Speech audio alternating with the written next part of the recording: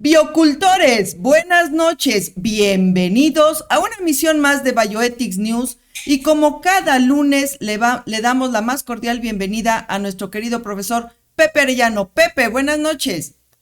¿Qué tal? Muy buenas noches a todos. Un placer y un privilegio nuevamente estar en esta nueva emisión, porque las noticias en bioética merecen ser reflexionadas, doctora Netza.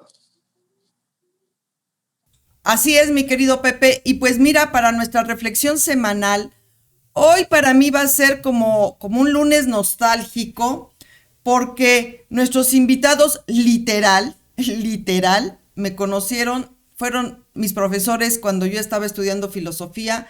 Ahora sí que literal me conocieron cuando yo era chiquita.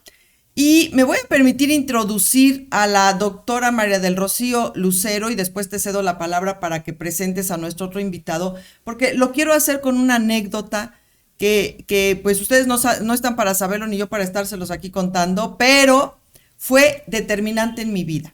O sea, de esos momentos cruciales donde un maestro literal te cambia el destino. Un 28 de febrero, nunca voy a olvidar ese 28 de febrero, la maestra Rocío me entregó un papel donde me dice, Netza, yo creo que esto es para ti. Y era nada menos que la convocatoria para hacer el diplomado propedéutico de la maestría en bioética. Se terminaba, creo que la convocatoria se cerraba 3 días después, 4 días después, una cosa así, o sea, ya era muy inmediato. Entonces tuve que dejar todo tirado y salir corriendo a la UNAM para poderme inscribir. Y así fue como yo llegué a la maestría de bioética. Yo estoy verdaderamente segura que si la maestra Rocío no me hubiese entregado esa convocatoria, ese papel, seguramente el camino hubiese sido otro, el destino hubiese sido otro. Pero como dicen los dioses del Olimpo, te ponen lo que te tienen que poner enfrente en el momento en que te lo tienen que poner enfrente. Así que biocultores, si quieren responsabilizar a alguien de que ahora soy bioeticista y estoy aquí dándoles en la cabeza para cultivar bioética, bueno, pues aquí tienen a la responsable, así que ahí en los comentarios pueden empezar las quejas y todo lo que gusten, pero no, la verdad, un placer, un verdadero sentimiento aquí muy profundo el tenerlos hoy a ustedes dos en Bioethics News. Maestra Rocío, bienvenida a esta su casa. Pepe desde Querétaro, yo desde Puebla, le damos la más cordial bienvenida. Y Pepe, te cedo la palabra para que presentes a nuestro otro invitado, que también seguramente me recordará ahí en toda la lata que le di. Yo sé que no fui una alumna muy suavecita, pero el sentimiento sí es muy profundo y muy suave hacia ustedes dos. Pepe. Pues la verdad es un honor, un privilegio tener tanto a la doctora Rocío y por supuesto al doctor Antonio Mateo, profesor investigador de la Universidad Autónoma de Tlaxcala y también con quien hemos trabajado en distintos grupos en la red de filosofías Centro Norte. Y por supuesto, es un privilegio tenerlo aquí con nosotros. Hace un momento hacíamos algunas bromas y decíamos que es el único doctor que en efecto no cura. Y además es el único doctor cuyo doctorado es un doctorado doloris causa. Entonces, es un profundo afecto. Estamos muy contentos de tenerlos esta vez aquí en casa y sobre todo porque el día de hoy la Universidad Autónoma de Tlaxcala, en coordinación, por supuesto, con la doctora Rocío, con el doctor Antonio y otros 3 coordinadores más, los profesores Mario Díaz Domínguez, José Antonio Mateos Castro, por supuesto, nuestro querido doctor, René Vázquez García, Ernesto Cabrera García, por supuesto, la doctora María del Rocío. Hoy nos vienen a presentar una excelente obra actual, de actualidad, una temática que no hemos dejado de tocar desde la primera emisión, seguramente, de su programa, y no puede ser de otra forma, porque es algo que nos atañe a todas y a todos, que es un texto que bueno, ya nos irán comentando los coordinadores y autores de este libro, Contingencia y Pandemia, consideraciones desde la filosofía práctica. Aquí nada más quiero hacer una pequeña acotación para la audiencia que no está un poquito familiarizada a lo mejor con la cuestión de temas filosóficos, pero cuando hablamos de filosofía práctica, estamos hablando justamente por lo menos de 3 áreas sustanciales. el derecho, la filosofía del derecho, la filosofía política y la filosofía moral, o también denominada como ética. Derecho, política y ética, por supuesto, hoy tendríamos que ingresar por esta vertiente, por esta estructura inter y transdisciplinar a la bioética, donde intervienen cuestiones, vaya, no puede ser de otra forma, eminentemente prácticas, como son cuestiones políticas, como son cuestiones de derecho y como son cuestiones de carácter moral. Pues bueno, es un libro que la verdad nos llega en este momento como anillo al dedo, diría la frase célebre, pero que el texto, en tanto filosofía práctica, tiene esta vertiente bioética, tiene esta vertiente de consideración en la cual nos va la vida y que bueno, el programa se honra en presentar, en comentar, en discutir, en reflexionar las distintas vertientes, consideraciones que esta obra el día de hoy nos presenta la doctora Rocío y el doctor Antonio. Bienvenido, profesor Antonio, un privilegio, un honor. Bienvenida, doctora Rocío. Ojalá que no sea la primera ni la última vez que los tengamos en este programa. Pero bueno, ¿de qué va la obra? ¿De qué va la obra Contingencia y Pandemia? Consideraciones desde la filosofía práctica. Doctora Rocío. Sí, bueno, el texto, el libro que les vamos a presentar, tiene que ver con varios aspectos. Por un lado, es cierto, la ética, la política, el derecho son los eminentemente elementos de la filosofía práctica, pero también hemos incluido a la educación y entonces todas estas áreas versamos, analizamos, fijamos nuestra mirada en este hecho que vino a transformarnos, que fue la pandemia. Cuando empezamos a vivir esto, pues lo catalogamos como acontecimiento, porque vino a modificar nuestra forma de vida, nuestra forma de trabajo, toda esta situación, y entonces cada uno de los que participamos en el texto analizamos o buscamos qué elementos estaban repercutiendo, cómo influía esto de vivir en pandemia en nuestras actividades. Yo específicamente empecé a hablar de pandemia, ética y educación. 3 elementos muy unidos a partir de los cuales empecé la reflexión acerca de la pandemia que vivimos ya 1 año y días, ¿no? O meses, 1 mes más que estamos viviendo. Exacto, un cambio radical, lo ha comentado, nuestra forma de vida y cómo no, vaya, no solamente es un cambio de vida, yo esperaría también un cambio en la visión y en la manera en que nos hemos conducido los seres humanos para llegar a colocarnos al borde del precipicio. De repente somos los seres humanos de una memoria muy corta y pareciéramos olvidar de la noche a la mañana de que en realidad el filo de la navaja está ahí, ¿no? La pandemia no ha terminado, la pandemia llegó para quedarse, las modificaciones y la reestructura en las formas, modelos de conducta tienen que cambiar, no puede ser de otra manera, y si no lo es, pues parece ser que el mundo tampoco lo será. En este sentido, doctor Antonio Mateos, muchas gracias, buenas noches por estar aquí. ¿Cómo nos puede comentar sobre los contenidos de esta obra? Pues antes que nada agradecer la invitación por reencontrarnos en esos espacios que precisamente por causa de la pandemia nos movió a buscar otras posibilidades de encuentro, de miradas, ¿no? De diálogos, de intercambios y de trabajo. Es un placer estar con ustedes, con Cruz, hace muchos años que no la veía, y bueno, contigo que hemos trabajado de manera permanente en muchos proyectos, como en este caso en la obra que estamos comentando el día de hoy. Los contenidos de este texto se mueven en diversos aspectos y tienen que ver exactamente con el ámbito de la convivencia humana, ese ámbito tan complicado que tiene que ver con las relaciones humanas, pero también con las relaciones con la naturaleza y con las relaciones, si se dan cuenta, también viene un trabajo con los animales, por ejemplo, ¿no?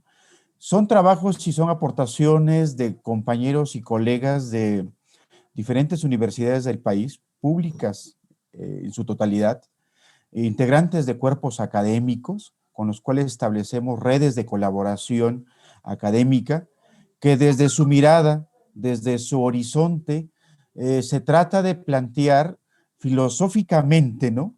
Cómo enfrentar, cómo pensar, cómo salir, ¿no? La pandemia del COVID, y podemos encontrar algunas respuestas a tales desafíos, sí, desde la ética, desde la educación, desde la política, desde el derecho, desde el plantear y problematizar el aspecto económico, por ejemplo, el ámbito simbólico de la cultura, el ámbito médico también, en cierto sentido, gente que trabaja esos temas, por ejemplo tú, y en ese sentido son horizontes de comprensión para enfrentar esta pregunta, y por supuesto es un llamado de atención a la filosofía, a bajarse al corazón del tiempo para pensar nuestro presente, porque en este reflexionar el presente implica exactamente las posibilidades de proyectar hacia el futuro. Si no pensamos y no pensamos profundamente exactamente lo que tenemos que cambiar, si es que es posible cambiar algo todavía, muchas gentes dudan que vayamos a aprender algo de esta epidemia, y como bien dices, una epidemia que al final de cuentas, en esencia, se va a quedar, y sobre todo, pienso de manera muy particular, que la epidemia más grande somos nosotros. Mientras no paremos ese carro, esa forma de relacionarnos con el mundo, con la naturaleza y con nosotros mismos, será muy difícil, digamos, transformar las formas de pensar y las formas de habitarnos, de pensarnos y la forma de habitar este mundo. Híjole, hay dos momentos que me llegaron, y me llegaron fuerte, porque bueno, como colega, ¿no? Como también estudioso de la filosofía, toda mi formación es filosófica, bajar el corazón de la filosofía a la tierra, qué frase, bajar el corazón de la filosofía a la tierra, lo cual me motiva sobre todo a reflexionar de cómo el discurso filosófico, y bueno, es parte de las grandes críticas o de la forma en que muchas personas piensan de la filosofía como algo totalmente ajeno, ¿no? Como algo, como que si el filósofo, las filósofas, estuviéramos desencarnados de la tierra, ¿no? Pensando a lo mejor en consideraciones poco prácticas, por tal expresión, y que la pandemia es un jalón de orejas, es una llamada de atención al que el propio discurso filosófico tenga un impacto real en la configuración de la realidad y de las relaciones humanas. Y lo otro, que yo no sé qué pensarás, doctora Neta, doctora Rocío, me gustaría también escucharlo. La pandemia somos los seres humanos. La destrucción del mundo no es un virus. La destrucción del mundo, la eventual destrucción de la realidad, proviene de las propias prácticas, de la propia responsabilidad de los seres humanos. Híjole, doctora Nessa, doctora Rocío, me gustaría escucharlas.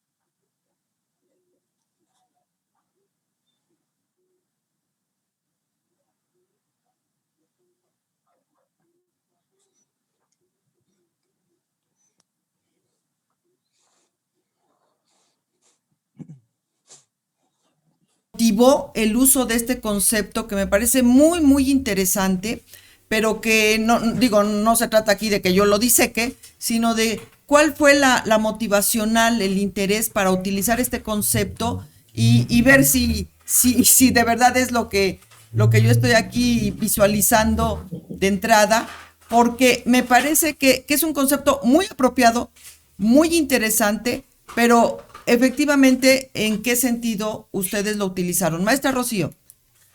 Sí, el término de contingencia es el hecho de estar claramente presente en nosotros, el ser y el no ser en un momento dado. Esta existencia que se construye cotidianamente, pero que está al borde de no ser, de vernos como seres finitos, seres en tránsito, y todas las consecuencias o todas las situaciones que generan en nosotros. Y esta contingencia se da en todas nuestras actividades, se da en todas nuestras prácticas. En la educación estamos en una relación educativa con un estudiante que es esta misma posibilidad de ser y de no ser. Y que esta relación educativa que llevamos en estas características, pues se amplía o se profundiza más en una situación de pandemia. ¿sí? Si de por sí estamos en esta relación de contingencia de ser y dejar de ser y no ser, o de ser otra cosa, entonces cuando nos vemos en este tiempo de que en cualquier momento voy a padecer el virus y ya no tengo ninguna o absolutamente ninguna seguridad, pues se agranda más, se nos muestra como fenomenológicamente, ahí está la contingencia. Si antes no la habíamos reflexionado, no era tan evidente, bueno, hoy se nos muestra. ¿Y qué consecuencias trae este tipo de muestra de la contingencia en nuestras prácticas que realizamos?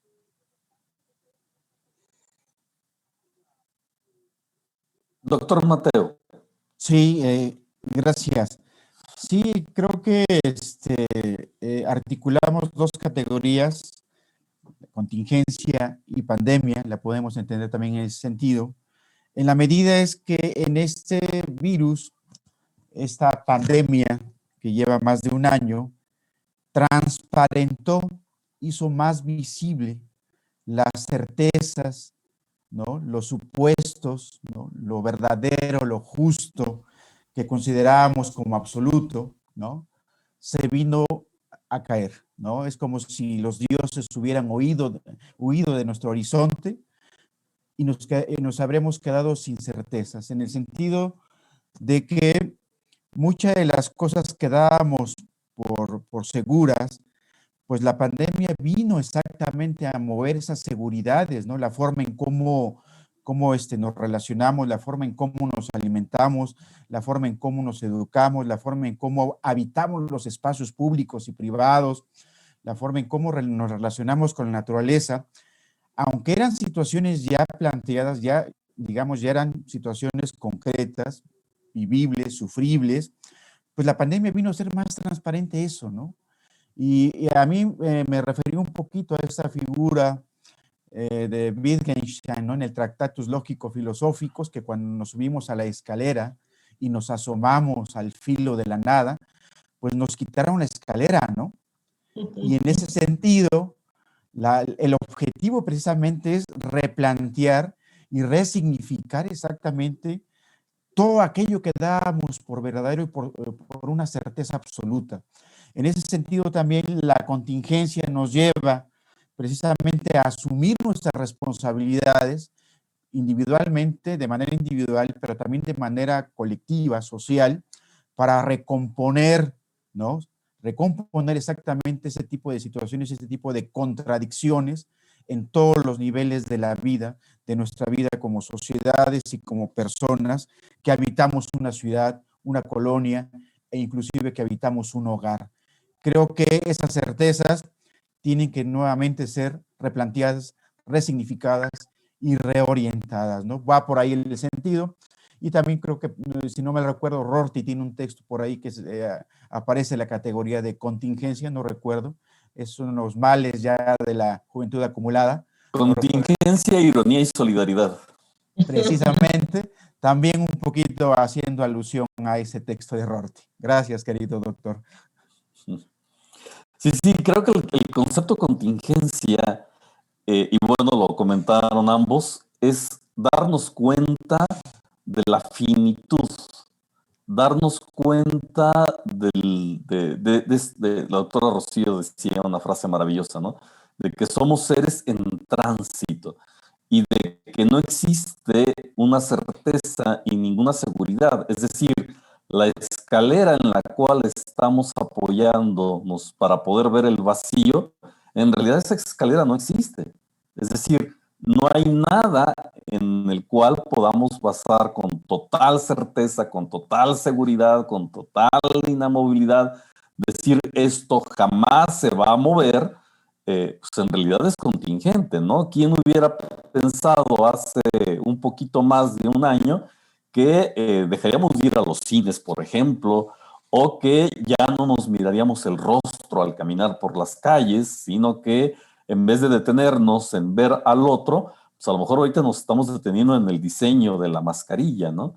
O en cuestiones de que ya no íbamos a poder chiflar al estadio, o que en una fiesta familiar iba a llegar los de Protección Civil y nos iban a cancelar una convivencia que pues otrora era no solamente lo más común, sino incluso lo más sano y lo que todo el mundo promovería, ¿no? Darnos cuenta de que no existe una piedra sólida o un argumento final para poder decir que esto es donde nos apoyamos, pues en realidad es totalmente contingente. La pandemia entonces revela la contingencia, la pandemia revela la finitud, el estado de tránsito. Híjole, es un texto que habría que volver a retomar y a reflexionar. Doctora Netza.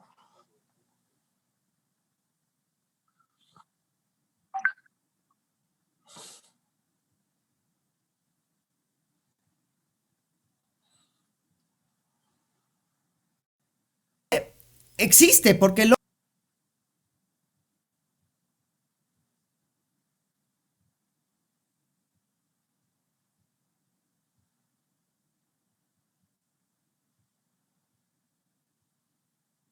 hombre tampoco, el humano tampoco es tan súper divino que no necesite muletas para sostenerse, o sea, al contrario, es un ser también medio debilucho en muchos sentidos que necesita estas escaleras o esta escalera, pero justo lo que ustedes ya después ya ilustraron, esa escalera tan frágil como mucho de nosotros, o sea, existía y sigue existiendo en muchos aspectos, pero a la hora que queremos tomarla como un ancla definitiva, se nos va de la mano, o sea, se nos deshace en la mano.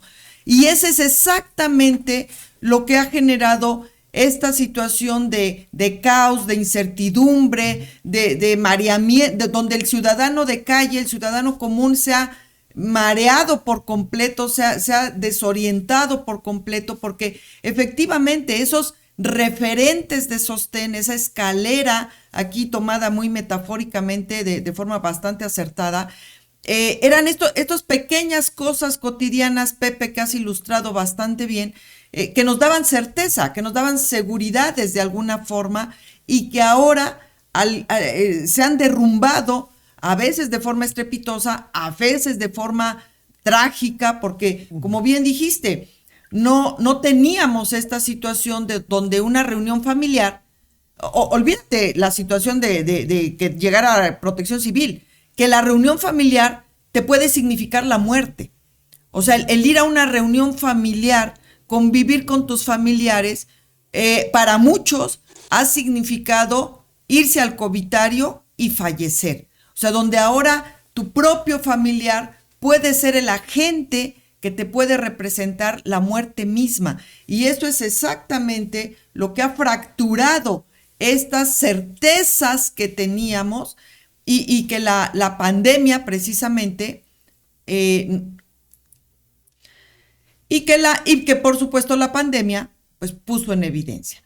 Era una escalera que nosotros pensábamos como inamovible, como de firmeza absoluta, y la pandemia nos hizo ver cuán frágil, cuán mal construida y cuán relativa era esa escalera. Por eso, desde que este concepto, que pues no sé cómo lo eligieron, pero me parece de lo más acertado, se me hace muy interesante la primera parte del título, que es contingencia y la asociación que hicieron con la pandemia. Este ser y no ser, esta falta de control en los referentes habituales, esta pérdida de los referentes habituales y lo mismo, esa falta de control no solo en el presente, donde, como decíamos, no puedes controlar de pronto que una cosa cotidiana acabe siendo un factor de riesgo grave para ti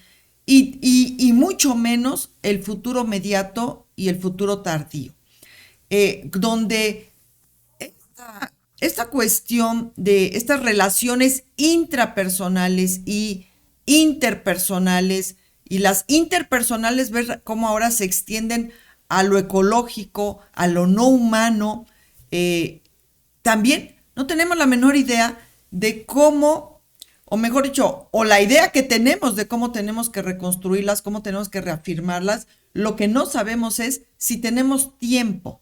No en el sentido que nos vayamos a extinguir, sino en el sentido de que antes de que estas otras partes del ecosistema colapsen, en especial lo ecológico, si nosotros, los humanos, de verdad vamos a tener tiempo para hacer algo determinante. Porque aquí, al menos en ediciones pasadas, ya cansada, llegó un momento en que yo ya no sabía si ir a terapia o ir a sedación terminal, porque cansada de escuchar a los expertos de la sexta extinción, lo ecoético, el ecocidio, la falta de tiempo para evitar el colapso ecológico. Entonces, realmente repito, este concepto de contingencia nos pone en ese filo de una escalera demasiado frágil y tener que sostenerse en esa escalera para ver hacia el vacío, hacia el abismo, y en ese abismo saber que está precisamente también ya este frágil equilibrio de lo ecológico y de un riesgo inminente de pues ponernos ante otras pandemias iguales o peores a las que en este momento estamos todavía enfrentando. Biocultores, por si nadie se los ha avisado, ahí viene la tercera ola, la tenemos ya en la punta de la nariz, así que espero estén listos para lo que se nos viene. Hay otro aspecto de la obra que me gustaría poner en el plató aquí de las consideraciones, que también es enlazando el concepto de contingencia hacia este capítulo que también me parece de lo más interesante. Y bueno, a lo mejor los pongo aquí un poquito en jaque porque no son los autores, pero bueno, yo espero hayan abrevado de el estoicismo. ¿Por qué de todas las posturas filosóficas y corrientes filosóficas que hay, por qué se eligió al estoicismo para desarrollarlo en esta obra y como un punto justo de apoyo, de miras a enfrentar esta contingencia que ya bien ustedes ilustraron? Porque estoicismo en el conocimiento cotidiano, en el conocimiento, digamos, folclórico de la sociedad, es el aguantar. O sea, se tiene una interpretación muy equivocada de lo que es el estoicismo, de tengo que aguantar, esta postura estoica de aguanta aquí el todo hasta casi sangrar, pero tú aguanta. Entonces, me pareció también bastante interesante que de todas las corrientes se eligiera al estoicismo. ¿Qué nos pueden decir al respecto, maestra Rocío? Y después el doctor Mateos, porque si no me confundo con tantos Pepes aquí. Doctora Rocío. Sí, yo creo que no hay una línea filosófica que norme todos los textos. Sí podemos retomar esta postura, pero también hay otras. Y quizás el hilo que recorre todos los artículos, primero, es esta reflexión sobre la civilización en que vivimos, sobre la modernidad en la que estamos, que ya ha sido muy criticada desde la Escuela de Frankfurt, desde Horkheimer, Adorno, o de textos como Marshall Berman, que nos muestra cómo la modernidad penetra todas las manifestaciones de la práctica humana. Y decimos, una consecuencia, o la pandemia está aquí por este modo de concebir el mundo, por creernos el centro, el ombligo del mundo, y desde ahí generar todas las prácticas humanas. Ya que ubicamos como causa no nada más unilineal o única, sino como un factor central, este tipo de concebirnos en el mundo, entonces sí, ya hay varias corrientes filosóficas que nos pueden orientar en torno a esto. Y una de ellas pues sería el estoicismo, precisamente en el sentido de no centrar a la razón como la soberana del mundo, como la que impera, sino que tenemos que buscar estos estados de ánimo que nos permitan enfrentar estos caos en los que nos hemos situado, ir desembarazándonos de este estar en la inmediatez, en la planeación, en lo inmediato, y entonces irnos moviendo en ese sentido, ¿no? Perdón, eso sería una cosa principalmente. Quiero terminar.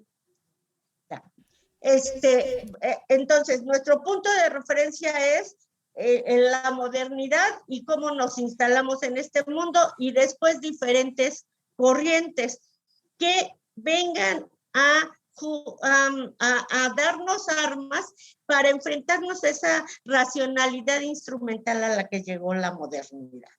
Y una de ellas es el estoicismo, y otra, es movernos en esta antropología filosófica de lo transitorio en todos los terrenos, vernos como seres humanos no ya racionales, sino hojas que mueve el viento en cualquier dirección, por decirlo así, y que pueden tener a la razón como un medio de explicación, pero que tienen que detenerse, que tenemos que recurrir a la prudencia, a instalarnos viendo los pros y los contras, y que es muy difícil ante una sociedad tan hedonista, ante esta vertiginosidad.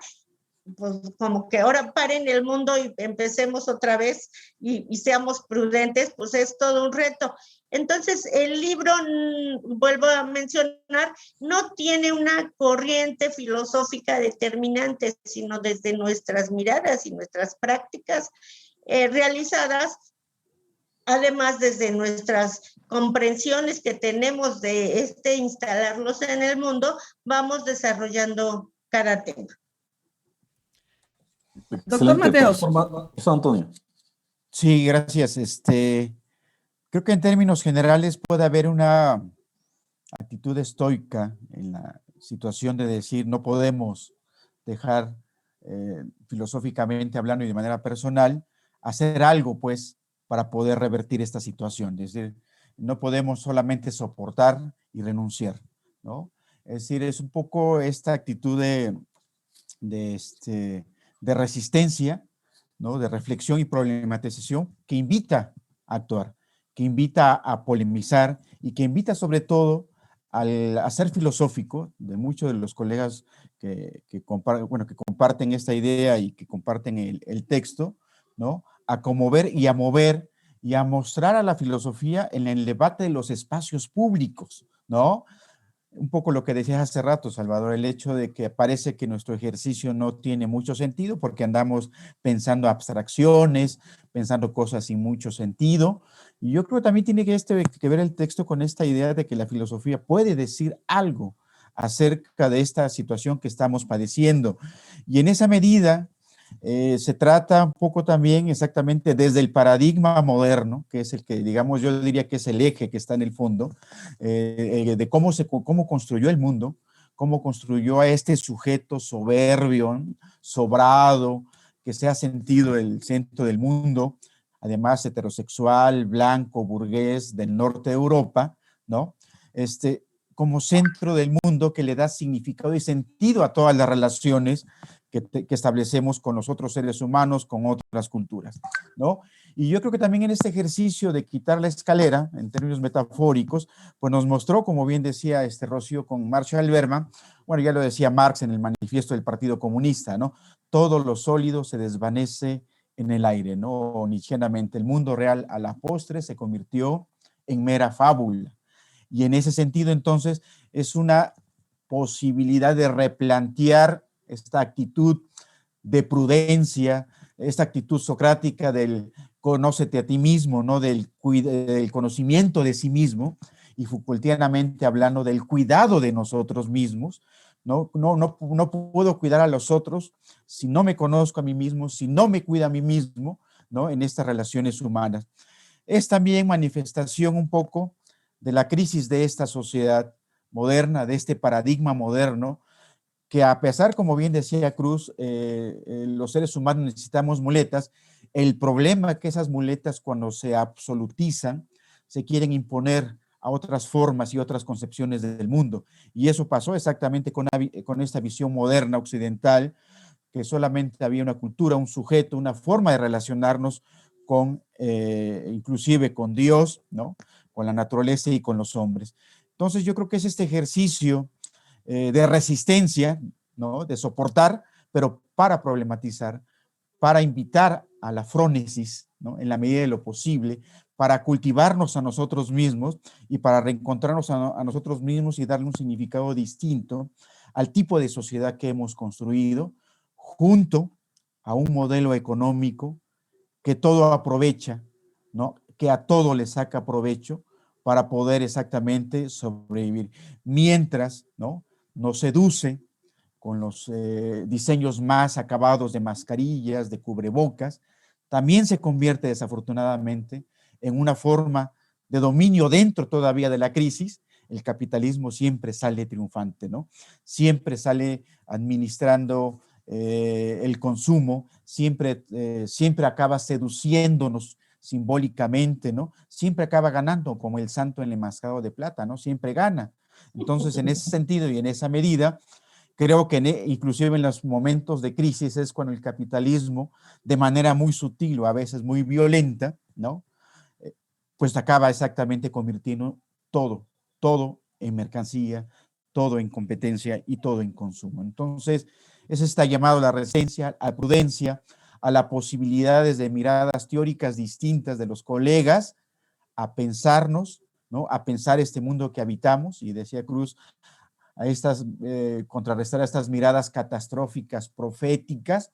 Yo creo que si el ser humano no se da la oportunidad o no nos damos la oportunidad de que en el peligro, ahí en el abismo, podamos encontrar la salvación, como dijera Helderlin, estoy un poco haciendo esa metáfora, ahí en la crisis podemos encontrar la salvación. Yo creo que la misma naturaleza nos va a decir, ya basta. En algún momento nos va a decir, ya basta. Y yo creo que está empezando a suceder esto. Sí, sin palabras. Yo, la verdad, quisiera nuevamente retomar el texto, Contingencia y Pandemia, Consideraciones de la Filosofía Práctica.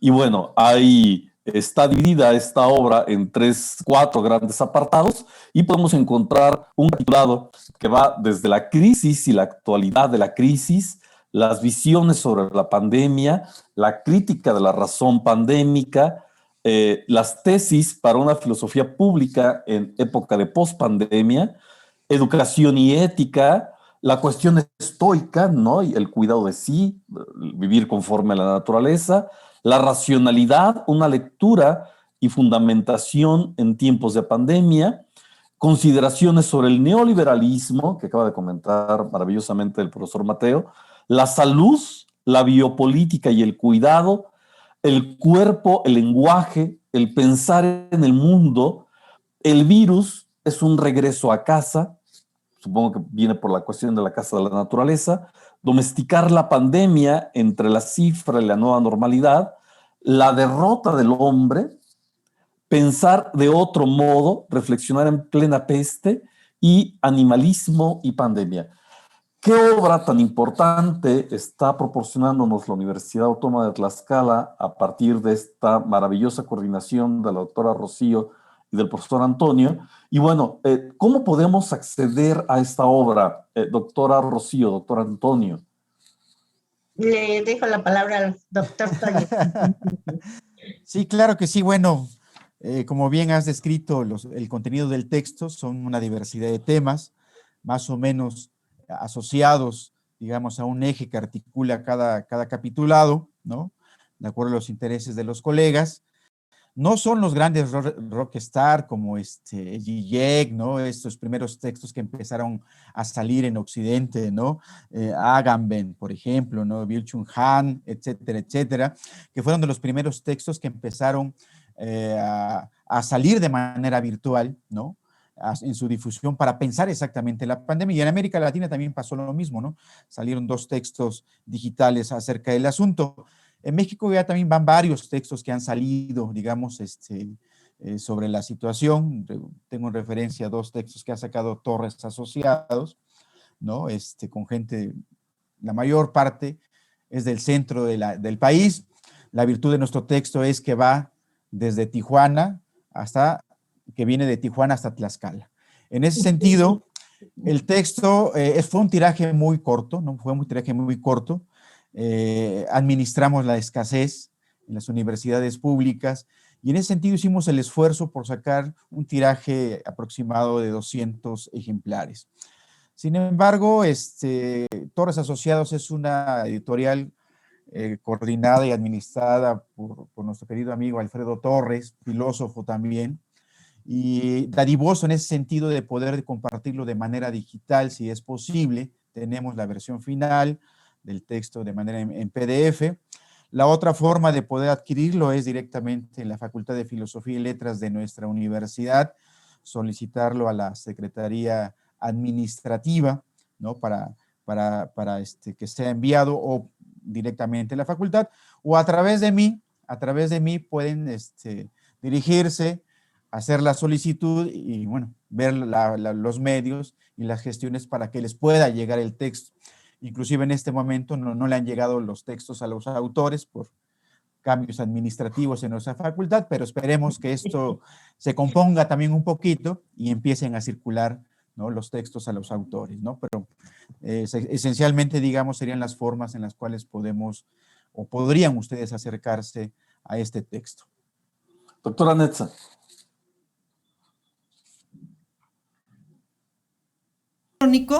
Que sirva de enlace para que puedan tener contacto con el doctor Mateos y puedan abrevarse de la obra. Pues yo celebro mucho varias cosas. La primera es la existencia de esta obra. El ejercicio reflexivo nunca sobra, al contrario. Entonces, por un lado, se celebra el nacimiento de Contingencia y Pandemia, donde ya nos ilustraron el contenido que son, pues, las diversas reflexiones de todos los participantes. Celebro, por otro lado, el que hoy nos acompañen 2 entrañables profesores de mis inicios como también estudiante. Realmente un verdadero placer, un gozo haberlos reencontrado el día de hoy. Y también celebro que hace un rato hicieron un comentario, bueno, quizás porque ustedes sean filósofos académicos de cepa, pero aquí en la bioética, pues estamos, no cansados, sino al revés, estamos realmente acostumbrados a ver a los filósofos aquí con nosotros, a pie de calle, ahí en los hospitales, en las reuniones de los comités, y cada vez no solo nos hemos impregnado de la importancia de la filosofía en el quehacer diario, sino de pronto ya se vuelve hasta indispensable para la construcción de ciertos problemas. Entonces celebro también que ustedes y muchos de los filósofos académicos de cepa se estén acercando, ahora sí como dicen, a la trinchera, al mundo que está sangrante, porque el doctor Mateos decía, la filosofía puede apartar un poquito. No, la filosofía es el faro, o sea, ha sido ese gran faro de la humanidad a lo largo de muchísimos siglos, y no aporta poquito, aporta muchísimo. De hecho, es más que necesaria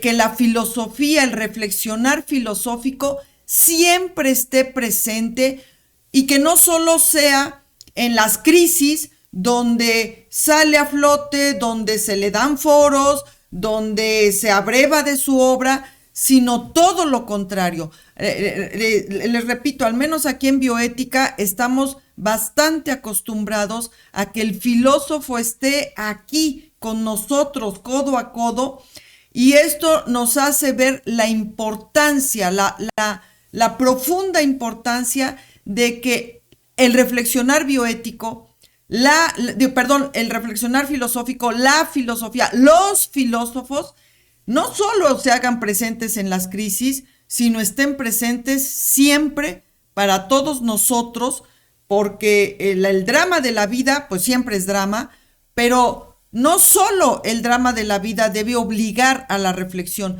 sino también efectivamente esta resistencia frenética, siempre estar ahí en estado de proactivo, que no solo en la crisis, sino también en los tiempos de no crisis, para ir construyendo mejores futuros, apostarle a mejores futuros y, obvio, de paso, pues mejores presentes.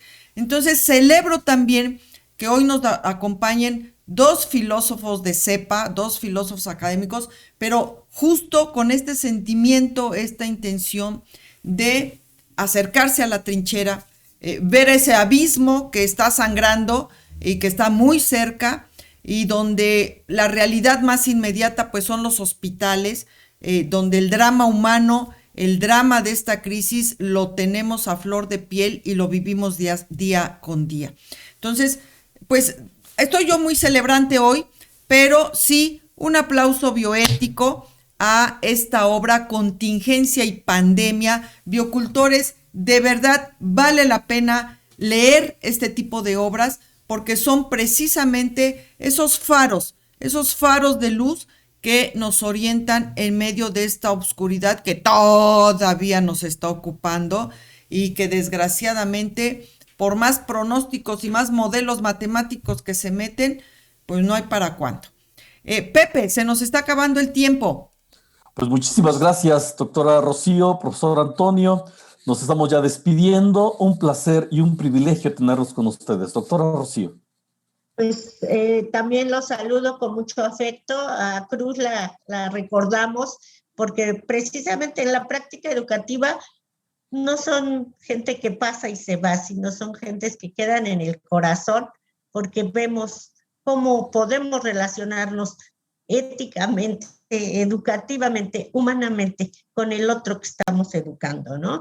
Entonces, pues me dio mucho gusto y me da gusto este tipo de pláticas que pueden mostrar cómo la filosofía está actuante y relacionado con todas las prácticas de la vida humana. Muchas gracias por tu invitación. Muchas gracias a ustedes, profesor Antonio. Igual, ¿no? Con mucha nostalgia, como decía Cruz, ¿no? Yo creo que para mí fue una sorpresa encontrarle en este espacio virtual después de mucho tiempo. Reencontrarme contigo, querido hermano, sabes que te aprecio mucho, y hemos trabajado muchas cosas.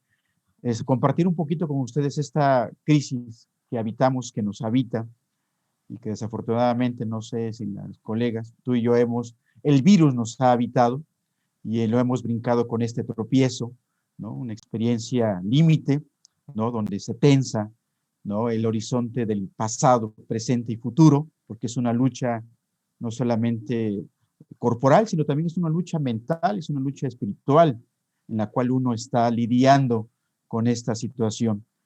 Y en ese sentido yo creo que también les felicito por este espacio que han propuesto para pensar este tipo de cosas, ¿no? Yo creo que es necesario en tiempos normales y en tiempos de crisis seguir problematizando y darle sentido a ese tipo de situaciones que tienen que ver con la vida humana, ¿no? Con la vida humana individual, con la vida humana colectiva, porque ahí exactamente se nos va todo, bien decías tú al inicio. Ahí en este tipo de cosas se nos va la vida toda. Y de ello depende, ¿no? No de los dioses, tal vez no de la ciencia misma, sino de las acciones, ¿no? De las decisiones y de las prácticas humanas. Pues les abrazo a la distancia, les agradezco mucho y me congratulo haber estado con ustedes y sobre todo me levanta el ánimo y el alma se levanta el verles y escucharles después de mucho tiempo. Pues muchísimas gracias, un honor, un privilegio. Doctora Netza, porque las noticias en bioética requieren de ser reflexionadas. Así es, Pepe. Pues muchísimas gracias, biocultores. Una vez más, gracias por habernos acompañado y los esperamos a la siguiente. Gracias y recuerden, por el bienestar de todos, cultivemos bioética. Hasta la siguiente.